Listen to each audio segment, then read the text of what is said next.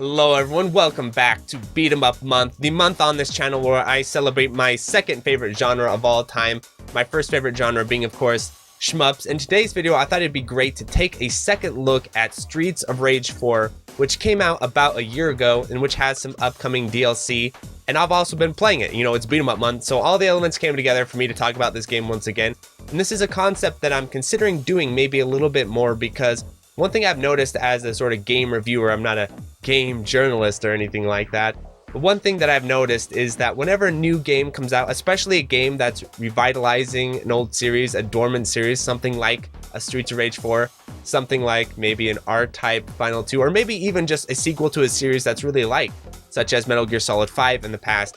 Whenever this happens, you usually get this sort of wave of hype behind the game, and people tend to give the game pretty solid review scores, unless it's a complete nightmare. But as far as time goes on, this is when the flaws start to show themselves. I think Metal Gear Solid 5 is a great example of this, where when Metal Gear Solid 5 came out, all of us, including myself, thought this thing is a masterpiece, it's wonderful, yeah, the story sucks, but the gameplay's so great.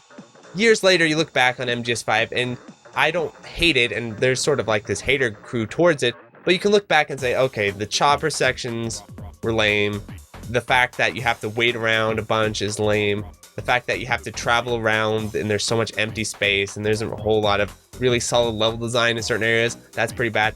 And so I don't want to fall into that with Streets of Rage 4, so I thought let's take a second look and see, does it live up to my initial praise, does it live up to the initial hype? And I would say, I guess I could spoil the review now, I do think that it does, and I think that it has improved over the past year. So now playing it in 2021 is probably a more enjoyable experience than playing it when it first came out for a number of reasons. Not only do I want to do that, but I also want to sort of emphasize what elements about this game stand out to me, because over the past year, I have been playing a lot of beat 'em ups, and I think I have gotten much more versed in the genre and just overall better in the genre, where when the game first came out, I wasn't able to get a Mania clear, but now I have been able to get a Mania clear, and same thing with other games, same thing with Batman Returns, which I covered in the last video in Beat 'em Up Month. So my skills in understanding the genre has improved, and I think the overall quality of the game has improved as well. The first thing about this is the balance updates. Now, I'm not a 100% expert on the balance updates, and I have had people give very detailed analysis of the issues when the original release came out that I may not have totally picked up on because I'm not a Streets of Rage franchise expert. But from what I was able to tell, it did feel like there were some weird imbalancing issues, especially in some of the enemy design, some of the level design. I played a pretty high tier character, Blaze, so she didn't have too many balance updates since then, but I have noticed some changes where she's a little less vulnerable here and there. It feels a little less jank, a little bit more generous with the iframes, and that goes a long way towards making the game feel fun and fair rather than making it really, really frustrating, especially when you're playing in the higher difficulties like Mania mode. Another thing that's really cool about the new changes, of course, they added in some new characters. I'm not an expert on a lot of the characters, but I did play a crap ton of Streets of Rage Shiva. That was the character that stood out to me the most as far as the new additions, and I like this character a lot. And in fact, another really cool thing about Streets of Rage 4 is that there have been some modding efforts among the community, and I think that's really cool. It may not seem like something you should factor into review, but a year on, I think this does add to the overall value of the game because it means the game is quality enough for people to take the time to start adding in mods and adding in new features that the developers didn't, include, but are pretty cool for fans, especially stuff that developers could never include because of copyright infringement, such as being able to play as Iori or using an Iori skin on top of Streets of Rage Shiva. And I have to say, this is a really cool skin on top of a really cool character. And man, I grinded for hours and hours and hours. Just look on my playlist of live streams, and it's something like 10 or 12 hours of grinding, maybe even more, trying to get the Mania clear. And I came so close down to the last boss fight. The real problem with the Streets of Rage 3 Shiva character, or the Ori skin character, is that the character can't pick up items, but the character has a ton of other strengths. But the problem is that there's certain sections of the game, especially like Chinatown, where the game was designed around the idea of being able to use items. Same thing with the last stage. There's certain sections of the last stage where you need to be able to use items to protect yourself. and not being able to do that becomes a nightmare because you don't have the reach and you get pummeled in the corner and they do tons of damage. And so that character is actually really hard to get a clear with because of that, but otherwise the character is very strong and I do recommend it. And of course you can get the Mania clear. Iconoclast did it with ease, so it's not like it's impossible or anything, but it is a bit challenging to pull off because of the lack of being able to use items. Maybe one possible patch would be the character can't pick up the items, but the character can like get rid of them or something so that enemies at least can't pick them up and bait you with them over and over again. But yeah, the addition of new characters, I'm especially looking forward to the Streets of Rage 4 version of this character, and I think there's going to be some other ones released. I am a little bit annoyed that the team has made the announcement trailer of the new DLC, but they haven't given any sort of release date. And it looks like on Steam that you can just buy the DLC, and so I spent about 20 minutes trying to buy the DLC just to realize, oh wait, I can't buy the DLC, it isn't out yet. So maybe that's a little bit of constructive criticism for developers out there. If you're going to announce something like a DLC, give a release date. I mean, this isn't a brand new game. You can't do the Bayonetta 4 where you just give the logo and someday the game will appear.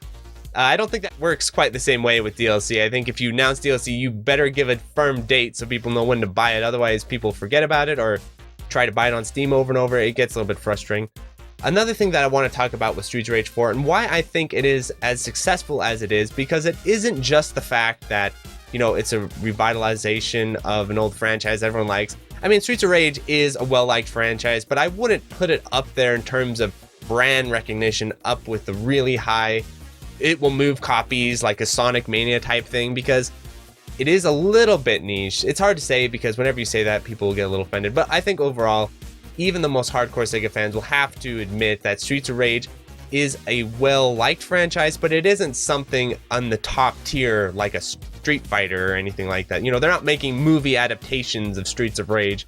So I think being able to get some staying power with their new release shows that the game has some underlying quality and made some smart decisions. The first smart decision, I think, was updating the graphics. Now, there's a little bit of debate about whether people like the graphical style or not, and I'm a type of person that if you get the graphical style wrong, I will never forgive you for it. I don't care how good the game is. If the game has just weird, bland graphics, I don't like them.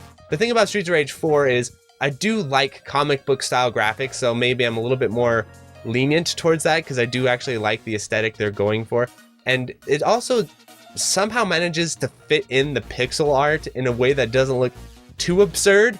I think they could maybe do a little bit of work to make it a little bit more sharp or something to fit the pixel art better, but overall I think the graphical style is distinctive. It works. It gives the game a feel like, okay, this isn't just a retro rehash, this is a higher budget effort, but at the same time it also isn't over ambitious to the part where you get sort of badly done up-resed graphics and everything. So I think the graphical style I'm a big fan of. Another thing that I think was a successful choice, though I think more hardcore players like myself are still really divided on, is the game's length.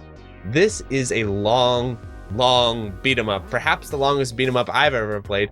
I can't remember exactly how long it takes, but it's almost 2 hours to get a clear of the game. So if you're going for a Mania mode arcade clear, it's gonna be a grind, and I'll tell you that. Just look at look at that playlist on my channel and just see how long I grinded to try and get my Mania clear with Iori. It just didn't come together.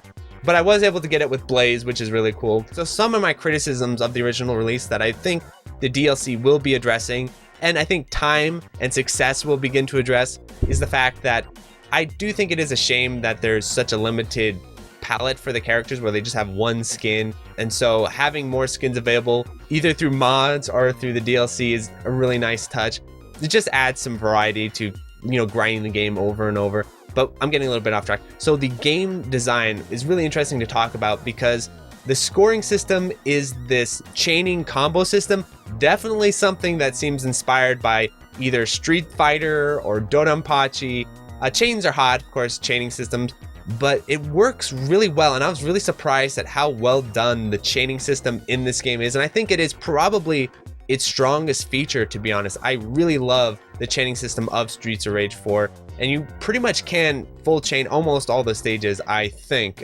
Expert players can correct me, but there's even sections where maybe with Blaze you can't full chain it, but with Streets of Rage 3, Shiva, or Iori, as you'll see in my gameplay here, you are able to chain it. I'm not entirely sure. There are some sections like in the police station where there's this part where you have this water fountain and then you have to fight the guards between the water fountains, and then the dude with the stick shows up. There's a link right there that I've never been able to get, but I wouldn't be surprised if there was a way to do it, maybe using some kind of super or something. But overall, I am a big fan of the chaining system. I think it works really well and adds a lot of depth and variety to the gameplay. It also is really important to have a system like this, because if you have a game that is 2 hours long, you need to have something interesting going on in the first stages. Otherwise, it becomes a complete nightmare. I think if this game did not have the chaining system, it would be a much worse game, like significantly worse game, because of the length, where it would become so repetitive to play these early stages, having to do it over and over and over again when you're going for the mania mode clear, and then get absolutely rocked in the later stages. Having a way to build up resources in the early stages in an engaging way is really smart game design, and I'm not sure how intentional that is, but I will say that the chaining system really saves the game. Being able to chain them, being able to learn the intricacies of the chaining system, and there is a lot of really fun chain setups in the early stages. It works really well. Very strong game design, I think, overall. If you're getting me to play the game for 70 hours, which I've put into about now over the past year, you're doing something right, because I'm not the type of person that will just play a bland game over and over. If it's not engaging me, if it's not interesting, if it's not pushing me, I'm gonna move on. This is something that's a problem with some beat 'em ups that a lot of people really enjoy, myself included, such as Turtles in Time. I'm a huge fan of Turtles in Time. I've played the game hundreds of hours at this point. The problem is I can't really play the game all that much anymore, because I just did a no death hard clear of the game, and I'm basically out of challenge. There's nothing more to be done, right? And at Streets of Rage 4, it has a lot of depth to it, to where, you know, even if I finally get the mania clear with Shiva 3 or Iori, I could still go back and go for a no death run, and also the scoring system, like try and full chain all the stages. It has a stage select system, which is really nice, really useful. It would be really cool if it was like Fight and Rage, where you could actually select different sections of the stage to practice, but still, that's a really cool thing. Some of the boss fights are a little bit bland, and one of my biggest criticisms is that I think the art gallery stage just needs to be deleted. I don't think it's a very well done stage. I think it's probably the worst stage of the game by far. Not because it's extra jank or anything like that, but just because it's pretty boring, bland, the chaining isn't all that fun. It's not that challenging. I think it was, the idea behind the art gallery, I think, was to give you a little bit of a reprieve, because the train stage before it is brutal, and then the stage after it, the tower, is brutal. But the art gallery is pretty easy, but it goes on too long. I don't think it's all that well done. And then the enemies that grab you aren't that interesting either. I think it's just not a very good stage, so I think they should have just delete it from the game and move forward. That would also probably help a little bit of the pacing, but overall, to have such a long game and have it be engaging all the way through is pretty impressive, and I cannot imagine how much developer time went into making these stages. And then one last feature I'd like to comment on is the online co-op. I think that is really cool. Streets of Rage 4 is a really fun co-op game. Boghog and myself played a little bit of co-op when it first came out, and it was a lot of fun. We were going for the Mania Clear. I think we could get it now because I'm a better player. And from what I understand, the online co-op has been improved to some degree with the netcode.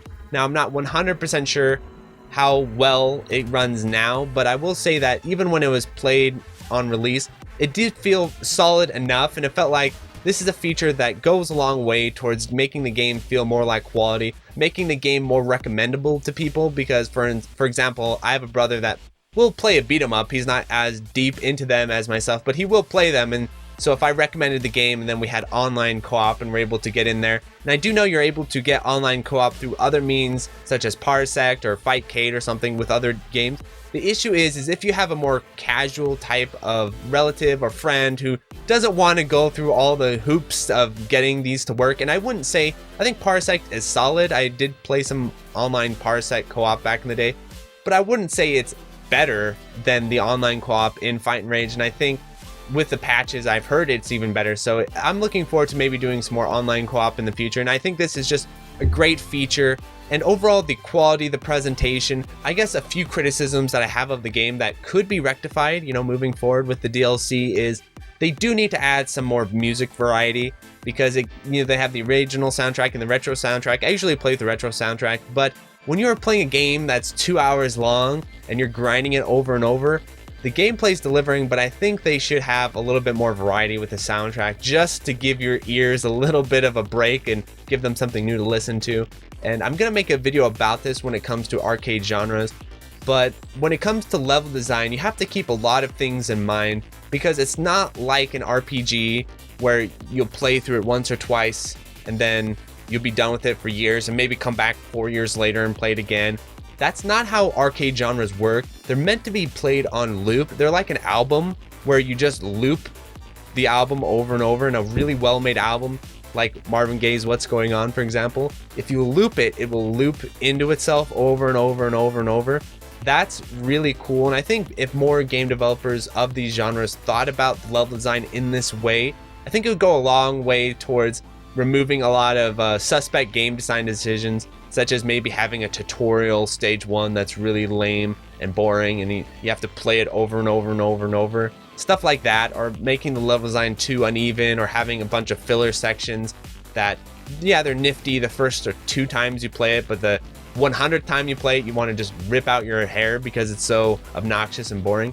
Stuff like that. And I think what's impressive about Streets of Rage 4 is, as long as it is, it mostly avoids these issues. The one thing, like I said before, is I think Art Gallery could just be removed because that is the stage that feels like, okay, you guys were overstretching yourselves a little bit here. But the other stages, I think, are a lot of fun, and there's enough variety and enemy variety too that keeps it fresh and interesting. And the combat system is just so well done and so inspired that it keeps you coming back. So I absolutely do recommend Streets of Rage 4. I think a year later, it still holds up. It's worth it, and it's improving with the modding, with the DLC, with the patches. Keep it running. Now, I will be interested to see where the team goes from here, because with these types of genres, we have fallen into what I call Shovel Knight syndrome, maybe, where they make one game and then they just work on that game for a decade or whatever.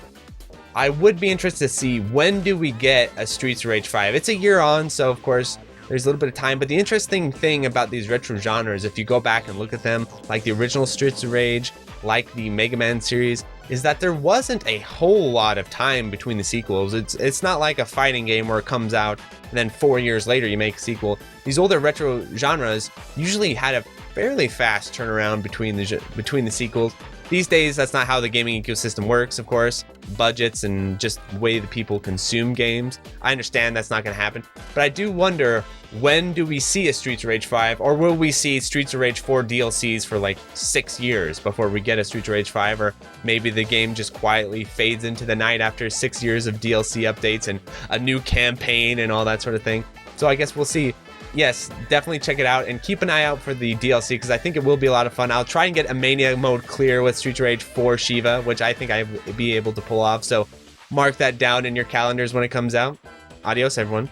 So thank you to the $5 patrons: 172 PCT Water, Adam Pearson, Ukshay Wadker, Dingo, Handicapped, Another Joe, Anthony A, Aaron Solis, B. Reality, Ben Win, Borgie 22, Brian Reboot, Brian Shiver, Chris Yuzefovich, Chronic Burnout 3, Choreo, Danielle Savage, Delta Tango 6, Disco Stas Leia, Eric H, Frank Carter, Full Set, Retro Schmupper, Geriatric Donmaku, Hausu, Ilya, Kiwi, JLab, JB RPG, Joe Angelo, John Kelly, Gameboy Gru, K, K2, Kiko Man 589, Larridge, Malaise, Mark Toms, Maz, Meher Kalendrian, Minong, Queen Charlene, Nathaniel Davis, and Electron, Neon Dagger Games, Okla Kugels, Philip Mason, Portal 63, Raul, Real Skeen, Sketchy Raccoon, SLW, The Boot Rex, The Real Ikuzo, TRM, Sugumo, Yishi, Plasmo, and Utsukaya. Thanks for watching.